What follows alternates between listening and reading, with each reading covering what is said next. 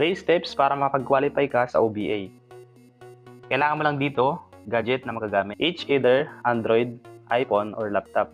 Di baling luma as long as nagagamit. And dapat, syempre, may stable internet connection ka because this is purely online. Pangalawa, kailangan mo lang mag-attend ng ating online orientation. Kasi doon i-discuss lahat ng mga legalities, compensation plan natin, kung paano kikita, and yung mga benefits natin dito. Pangatlo, dapat magkaroon ka ng tinatawag na user ID. Yung user ID na yon, doon lahat papasok ng transaction. And doon mo transparent na monitor ang iyong income.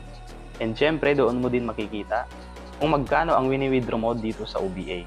Ito yung nagsisilbing LTO to license operate dito sa online. And kapag meron ka na nun, pwede mo nang gamitin lahat ng social media account mo para gawing pagkakitaan ito. Take note, hindi mo na kailangan magbenta-benta ng mga products dito. Hindi mo na rin kailangan maghabol ng quota para kikita ka dito. Kasi hindi naman to online selling or dropshipping. Basically, ang gagawin mo lang just purely copy and paste.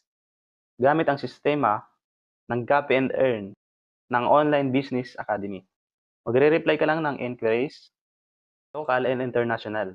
Kaya kung isang OFW, empleyado, full-time ma'am, business owner, senior citizen, or student na naghahanap ng legit side hustle dito sa online and gusto mo magkaroon ng extra income, kahit nasa bahay ka lang, pwedeng-pwede mo itong gawin ang OBA.